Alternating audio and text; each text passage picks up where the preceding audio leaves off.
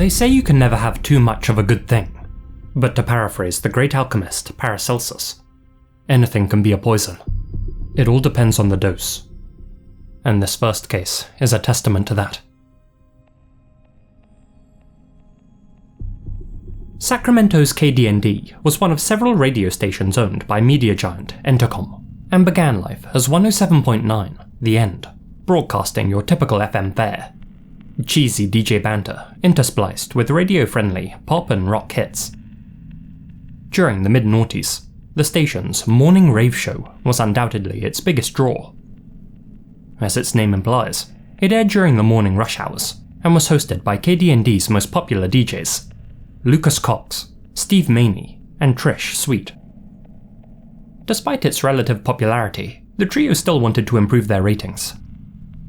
In a bid to do so, they decided to host an on-air contest, the Hold Your Wee for a Wee competition, which was set to take place on January 12th, 2007. They advertised the event on the station's website as follows. We managed to get our hands on another one of this year's hottest gifts, a Nintendo Wii.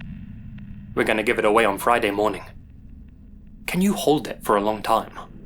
We're having you drink water every 15 minutes, and the last person to go to the bathroom wins the Wii. And it really was as simple as that. A group of hopeful contestants would have to drink a standard bottle of water every 15 minutes without opening the floodgates. As expected, a lot of people applied to take part in the challenge. After all, the grand prize of a Nintendo Wii was an enticing draw. Back in 2007, Wiis were like gold dust, and almost impossible to find in North American stores. In total, 18 of the applicants were invited to participate. One of them was 28-year-old mother of 3, Jennifer Strange, who was hoping to win the console for her kids. On the morning of January 12th, she and the rest of the contestants were led into the station's competition room, an area separate from the recording studio. At 6:45 AM, they were each given their first 240ml bottle of water, which they had to finish within the 15-minute time limit. After that 15 minutes, they'd be given another. The first bottle, of course, went down easily, and the second went down much the same. Fearing they had made the competition too easy, the DJs decided partway through to double the amount of water that the contestants had to drink. All the participants accepted the rule change with good humour, but it wasn't long before they all started to complain about stomach pains and headaches. In between bottles, the hosts would chat with the contestants individually and joke with them about their discomfort. Jennifer, I heard that you're not doing too well. My head hurts. They keep telling me that it's the water, that it'll tell my head to hurt and then it'll make me puke, but... Who told you that, the intern? Yeah. That's what I noticed over there? Like, it hurts, but it makes you feel lightheaded, so I'm not sure if I'm just like... This is what it feels like when you're drowning. There's a lot of water inside of you. Oh, it hurt. When DJ Lucas joked that this is what it feels like when you're drowning, he wasn't entirely wrong. Like anything, water can be lethal if consumed in high enough quantities, and despite standing on solid ground and breathing in air, Jennifer was, in that very moment, drowning internally. More specifically, Jennifer was feeling the effects of water intoxication. Also known as hyperhydration, water intoxication is an often fatal disturbance that occurs in the brain after excessive water intake. We all need water to survive, but consuming too much too quickly will lead to a rapid dilution of the blood's electrolyte levels. To balance out those levels, the excess water is absorbed by cells throughout the body, including those in the brain, causing them to swell and grow in size. As the brain balloons, pressure inside the skull increases, leading to headaches, personality and behavioral changes, confusion, irritability, and drowsiness. Other symptoms include breathing difficulties, muscle weakness, twitching, cramping, nausea, a dulled ability to perceive and interpret sensory information, and, ironically, thirst. If the cells in the brain swell too much, they can apply pressure to the medulla oblongata, the portion of brainstem which connects to the spinal cord. If left unchecked, this will inevitably result in brain damage and eventual death. Hyperhydration is tremendously rare. Under normal circumstances, an ordinary person is highly unlikely to drink enough water for it to become toxic. Nearly every documented case has been the result of marathon runners drinking too much water to stay hydrated, and people consuming too much liquid in water drinking competitions. Just a few years prior to KD&D's contest, a Chico State University student named Matthew Carrington died in a hazing ritual gone wrong, one that involved forced water consumption. His case was highly publicised, and as all three DJs mentioned live on air, they were well aware of what happened to him. Oh, dude. Can't you get water poisoning and, die? Your body is 98% water. Why can't you take in as much water as you want? I don't know. That poor kid is I know. That's what I was thinking. Yeah, well, he was doing other things. Maybe we should have researched this I don't know. before. As the competition went on, and contestants continued to complain about their discomfort, concerned callers rang in and tried to warn the hosts that they may be dying. "Those people drinking all that water can get sick and possibly die," said one caller, a qualified nurse. "We're aware of that," replied DJ Lucas. "Yeah," replied his co-host. "They signed releases, so we're not responsible. We're okay." The contestants, who were drinking their water in a separate room, didn't hear any of these concerning remarks. As would come to light, the releases they signed didn't include any risk-to-life clauses. As the show went on, the herd thinned. Some contestants couldn't hold their bladders. Others simply tapped out. At least one of them threw up.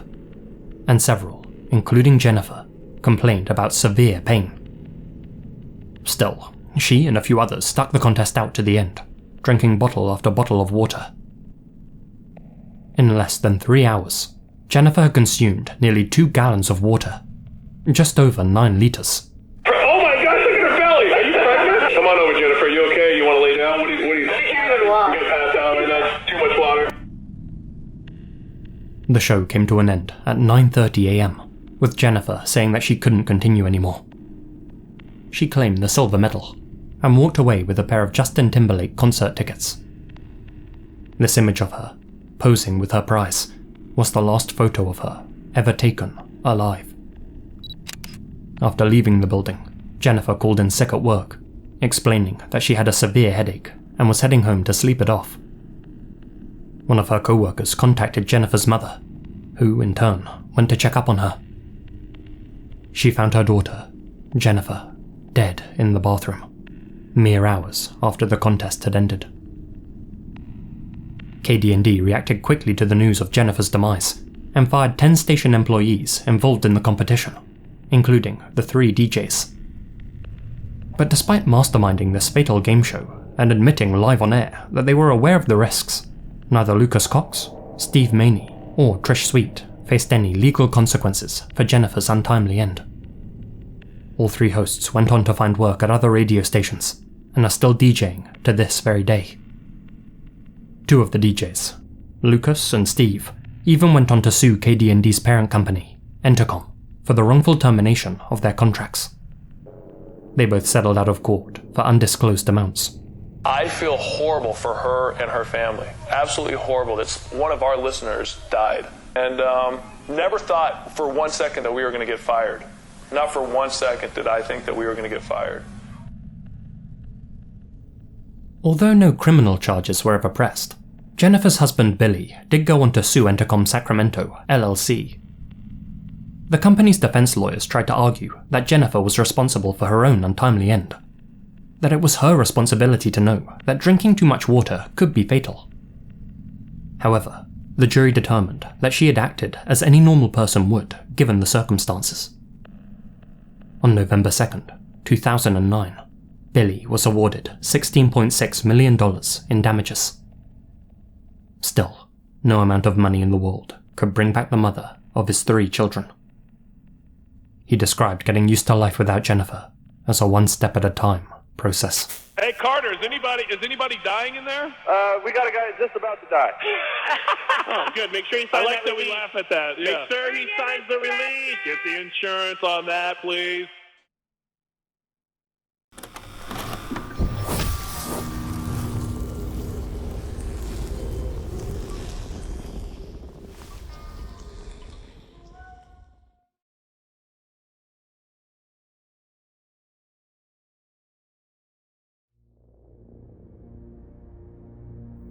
have you seen this man? Of course you have. This man is, well, this man. A guerrilla marketing ploy turned urban legend, famous the internet over, and who I talked at length about in my infamous Hoaxes Iceberg video. But how about this man? Have you seen him? For your sake, I hope not. This is the face of the Cape Intruder. Much like this man, he also made his appearances to people while they were fast asleep, dreaming in their beds. But unlike his uncanny counterpart, the Cape Intruder was, actually, real. Cape Elizabeth, Maine. An affluent and picturesque town with next to no criminal activity. The type of place where residents left their doors and windows unlocked at night.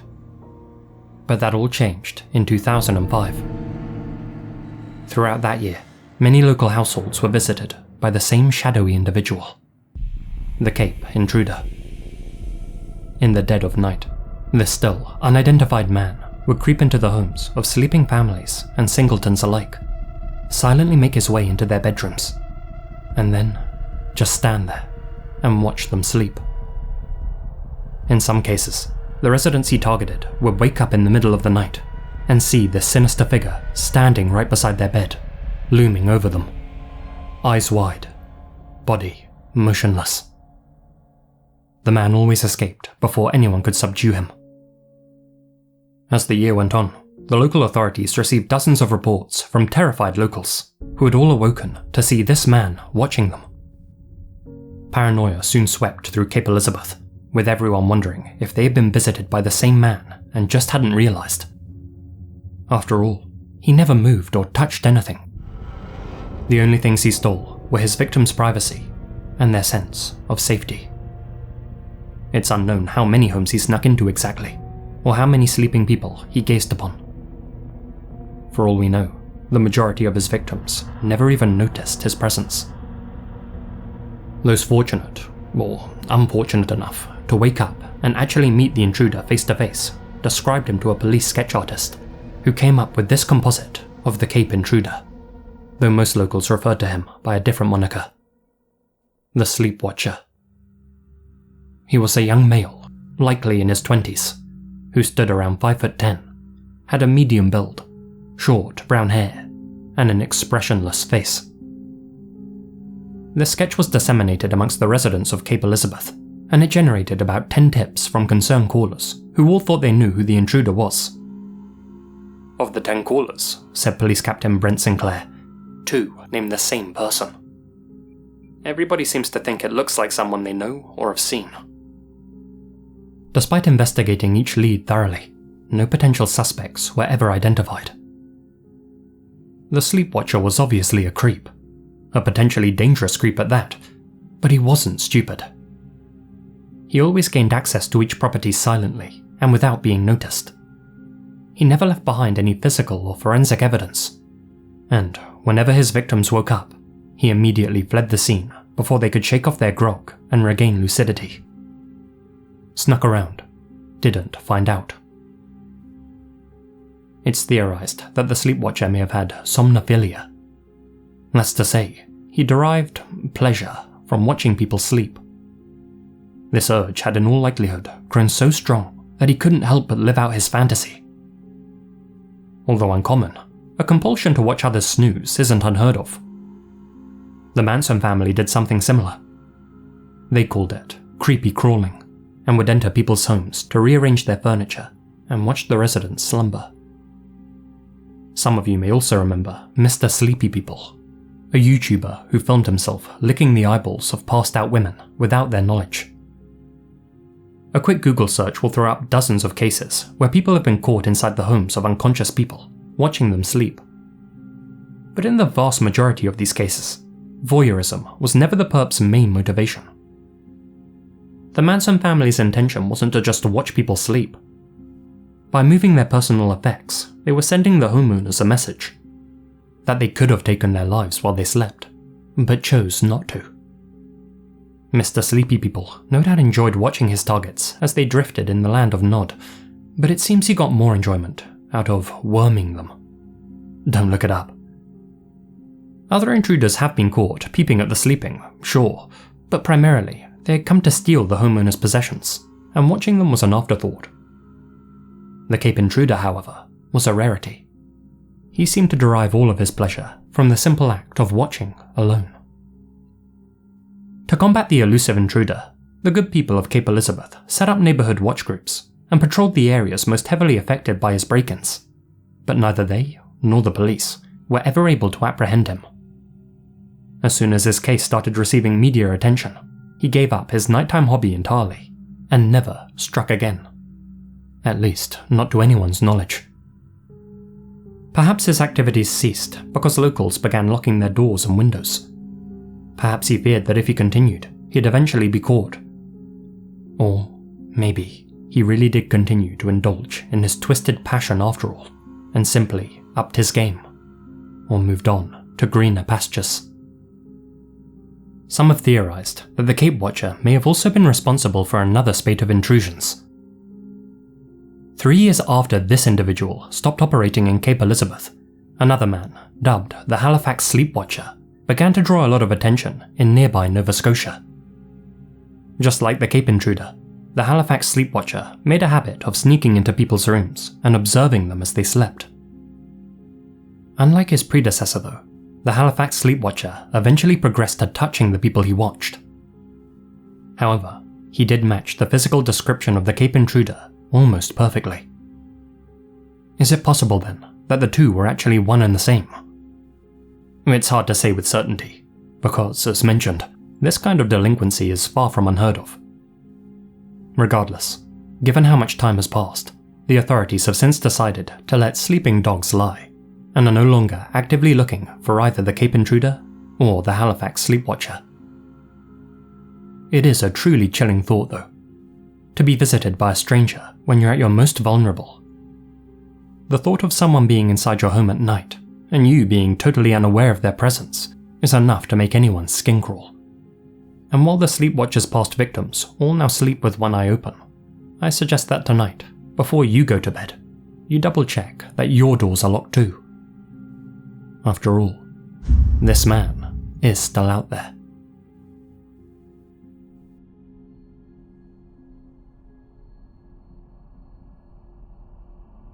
Craigslist has something of a reputation amongst true crime and horror fans on YouTube, and this next case exemplifies why.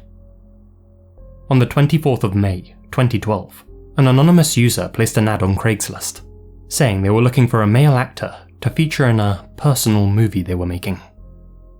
This actor needed to be good-looking, had to be a male between 18 and 35 years of age, and was required to send in photos of his face and body. Now, to most readers, it was obvious what this poster was actually advertising. Coming across an ad like this on Craigslist is hardly a rare occurrence, and so it didn't come off as unusually suspicious to most regular users. Several people responded to the post, though the one the advertiser selected for the job was 33-year-old Jun Lin, otherwise known as Justin, a computer engineering student from China. He had arrived in Montreal in 2010 with limited English abilities, but quickly fell in love with the city for how safe and open it was. The thought that a monster could be lurking in its streets, or indeed on its online selling pages, hadn't occurred to him. The Craigslist ad had been placed by a 29-year-old man named Eric Newman, or as he had legally changed his name to, Luca Rocco Magnotta. His face may look familiar to you. He was the subject of the Netflix docuseries Don't Fuck with Cats, but we'll get onto that shortly. The same night the ad was posted, Jun arrived at Luca's apartment on Decarie Boulevard. This surveillance footage shows the pair entering the building together at 10:17 p.m. That was the last time Jun Lin was ever seen alive. Unfortunately, Jun was unaware of what type of person Luca Magnotta was. A man with past convictions for fraud and impersonation, amongst other things. A diagnosed schizophrenic, Luca received a disability allowance from the Canadian government, an income which he supplemented with money he made selling his body online to men. Luca had also performed in several blue movies by the time that he met Jun, so you'd be forgiven for thinking that his Craigslist ad was a money-making ploy. Get some young, oblivious guy over, film a scene using a hidden camera, upload the video online, and profit. But that wasn't the type of movie he was planning on making. In the past, Luca had gotten into trouble for uploading videos of himself to the web. Videos in which he tormented and killed cats. 2 years prior, he had uploaded a video to YouTube titled "One Boy, Two Kittens," in which he used a plastic bag and a vacuum cleaner to snuff out 2 felines. A second video showed him submerging a cat in a bath full of water until it expired. A third saw him feeding a cat to a python. Those who do terrible things to animals tend to move on to humans eventually, and Luca was no different. Mere hours after Jun stepped into Luca's apartment, an 11-minute video appeared on various shadowy corners of the internet. You may have heard of it. One lunatic, one ice pick. The now infamous video showed Luca murdering an East Asian male tied up in his bed. Despite the video's title, the victim's life was actually taken using a screwdriver and a sharp kitchen blade. Luca repeatedly punctured the tied-up man using these tools before dismembering him. He then performed sexual acts on the remains. Luca then filmed himself using a knife and fork to remove some of the man's flesh and had his dog chew on the body. An extended cut apparently includes scenes of cannibalism. Throughout the clip, New Order's True Faith can be heard playing in the background. Concerned viewers tried to report this home movie to the authorities, but they initially brushed it off as a hoax. However, when it came to light that this was a legitimate snuff film, it didn't take the police long to link the victim in the footage to human remains found across Canada. As you've probably guessed, it was Jun Lin. As would come to light, Luca had advertised the release of his home movie online 10 days before he actually took Jun's life.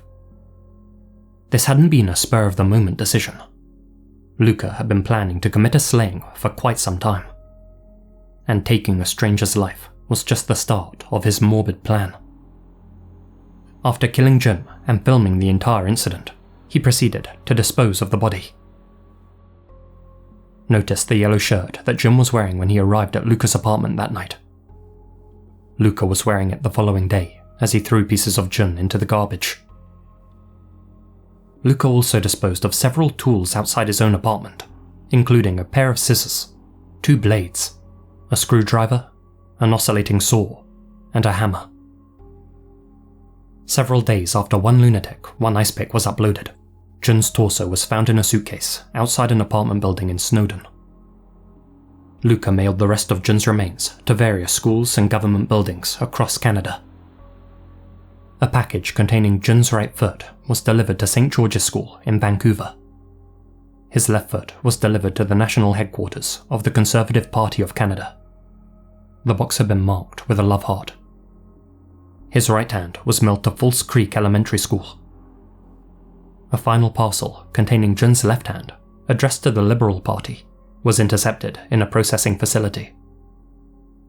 Finally, on June 1st, Jun's head was found at the edge of a small lake in Enrignon Park, Montreal.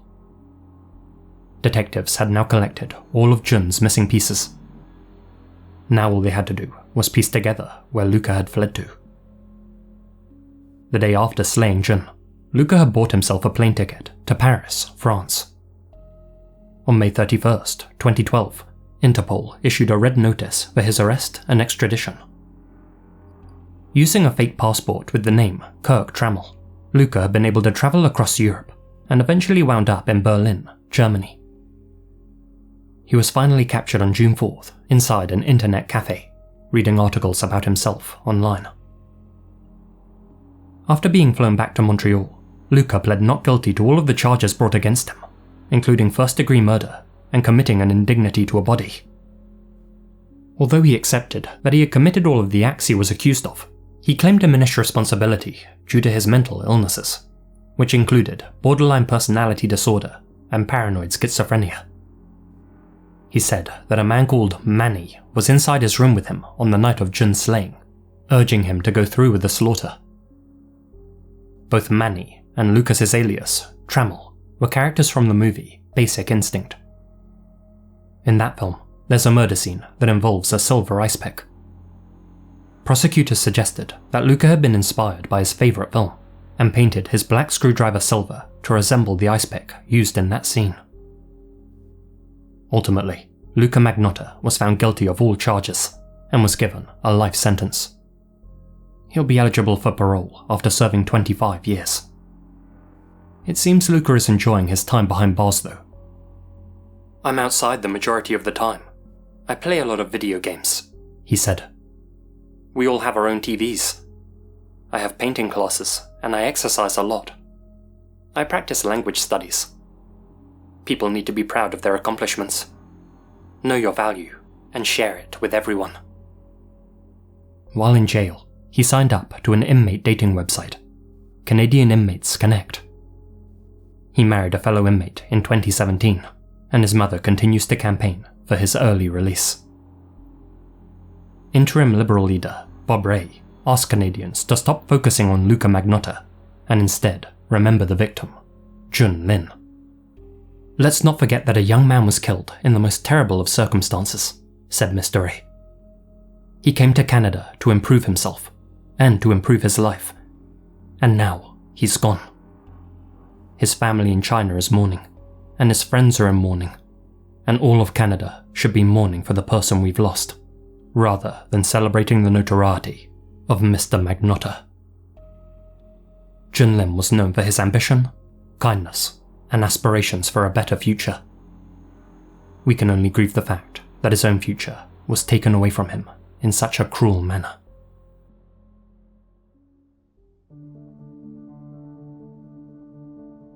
GR, John Hewes, George Lopez, Alex Greensall, Asia Mina, Asriel Warakai, Chief Kochuake, Colin Munsmer, Connor Lothan, Doopsy, Gina Valera, Ian Billock, infamous-senpapi, Leonardo Martinez, Peter Lulgjuraj, Taylor&Monica Gruenke, Dustin and Tiffany Vanderpool, VerilyVerdan, Hamish, TnSMOM, Brad Hammer 33, Mrs. Yvonne RANKIN, Hamish K, Wise Enderman of the Soil, Ellen Doloff, Itai Alon, Lydia Ciummo, and Nefus 1988.